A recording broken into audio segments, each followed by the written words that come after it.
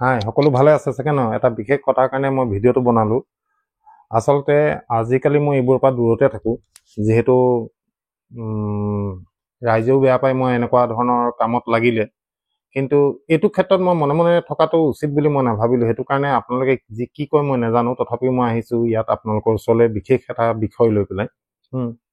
আজি কেইদিনমানৰ আগতে 3 দিনমানৰ আগতে 4জনমান অসমীয়া ল'ৰাই ড্ৰাইভাৰ গাড়ীত চিমেণ্ট লৈ পেলাই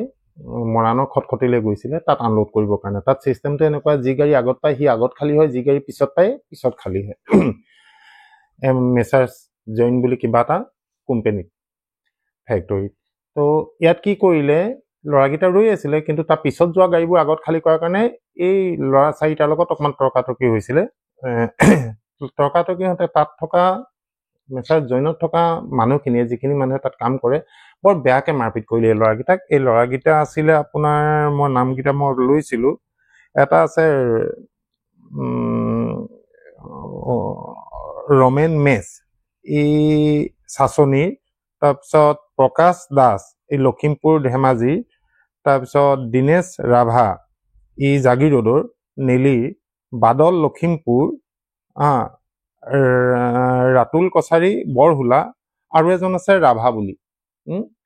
এইকেইজনক ইমান বেয়াকৈ মাৰপিট কৰিলে তাত থকা মানুহে মাৰোৱাৰী মানুহ আছিলে বিহাৰী মানুহ আছিলে বেংগলী মানুহ আছিলে তেওঁলোকে খুব বেয়াকৈ মাৰপিট কৰিছে আপোনালোকক ক'বলৈও মোৰ বেয়া লাগিছে সেই ড্ৰাইভাৰকেইজনৰ এজনক গুপ্তাংগত ইমান বেয়াকৈ ধৰি থৈছিলে লাষ্টত সি হাততে বেহুচ হৈ গ'ল সেই বেহুচ হোৱাৰ পিছতে তাক এৰি দিছে এতিয়া 4জন ল'ৰা হস্পিটেলাইজ হৈ আছে খুব বেয়াকৈ দুখ পাইছে মই ফটো দিছোঁ আপোনালোকে চাব ইয়াত ল'ৰাকেইটা ভৰি কাট খাইছে ডিঙিৰ ওচৰত কাট খাইছে ৰদেদি মাৰিছে মূৰত ইমান বিভৎসকৈ মাৰপিট কৰিছে মাৰপিট কৰাৰ কাৰণটো এটাই এই ল'ৰাকেইটাই প্ৰতিবাদ কৰিছিলে যে আমাৰ গাড়ী আগত কিয় খালী নকৰিলে আমি লাইনত আছোঁ আমাক লাইন মতে কেলৈ খালী নকৰিলে সেই কথাটো লৈ তৰ্কাতৰ্কি হওঁতেই ইমান বেয়াকৈ মাৰপিট কৰিলে তাৰপিছত তেওঁলোকে পুলিচ কেছ দিছিলে গোটেইকেইটা হস্পিটেল গ'ল পুলিচ কেছ দিওঁতে আমাৰ খুব মৰমৰ সংগঠন এতিয়া ল'ৰাকেইটাই কোৱা মতে বিলাচী থানা নাম কৰিছে সেই সংগঠনৰ কেইজনমান যুৱক আহিলে আহি কি কম্প্ৰমাইজ কৰিলে নাজানো এওঁলোকক অলপ বুজালে যে তোমালোকে কেছ খেলিলে পইচা যাব আমুক যাব তামুক যাব সেই কোম্পানীয়ে তোমালোকক ট্ৰিটমেণ্টৰ খৰচ দিব তোমালোকে কেছটো উঠাই লোৱা এই ল'ৰাকেইটাও হাতত ওচৰতো কোনো নাছিলে সেইকাৰণে ল'ৰাকেইটাই কেছটো উঠাই ল'লে সেই সংগঠনৰ কথা শুনি পেলাই যেতিয়া আমি খবৰ পালোঁ আমি খা খবৰ কৰিলোঁ যেতিয়া এইটো কথা শুনিছোঁ খুব দুখ পাইছোঁ কিয়নো 4জনকৈ নিৰীহ যুৱকক ইমান বেয়াকৈ মাৰপিট কৰিছে 6জন ল'ৰাই মাৰ খাইছে তাৰ 4জনৰ অৱস্থা সংকটজনক ইমান বেয়াকৈ মাৰপিট কৰোঁতেও কোনো ছ'চিয়েল মিডিয়াত এই কথাটো নাহিলে কালি আমাৰ ল'ৰা গৈছিলে তালৈ কেইবাটাও তাতো একো কৰিব নোৱাৰিলে এতিয়া মই ভাবিছোঁ মই মনে মনে নাথাকোঁ আপোনালোকে মোক হয়তো আকৌ গালি পাৰিব বেয়া বেয়া কথা ক'ব কিন্তু কাম কৰি জীয়াই আছে গাড়ী চলাই সেই ল'ৰাকেইটাই পৰিয়াল পোহপাল দি আছে সেই ল'ৰাকেইটাক এনেকৈ মাৰপিট কৰিব আৰু মৰাণত সেইটো কোনো পধ্যে গ্ৰহণযোগ্য হ'ব নোৱাৰে গতিকে মই এটাই বিচাৰিম যিসকলে তেওঁলোকক মাৰপিট কৰিলে তেওঁলোকে সমজুৱাভাৱে মাফ খোজক আমি এতিয়ালৈকে কাৰো নাম লোৱা নাই সমজুৱাভাৱে মাফ খোজক ল'ৰাকেইটা সম্পূৰ্ণ ট্ৰিটমেণ্টৰ খৰচ কৰক যিমান দিন বহি থাকে ল'ৰাকেইটাক ঘৰ চলাবৰ কাৰণে যি অৰ্থৰ প্ৰয়োজন হয় সেইটো প্ৰদান কৰক আমি বেছি কাজিয়ালৈ যাবলৈ বিচৰা নাই যদিহে তেওঁলোকে একো গুৰুত্ব নিদিয়ে এটা কথা ঠিক অনিৰ্দিষ্ট কাললৈ সেই কোম্পানীটোলৈ গাড়ী চলাচল বন্ধ হৈ যাব এইটো একদম দৃঢ়তাৰে কৈছোঁ আৰু একদম চিধা চিধিকৈ কৈছোঁ আৰু ইয়াতে মই বিলাচী থানাৰ বিকাশ অসম শৃংখল চলীয়া মোক বৰ মৰমৰ ভাইটি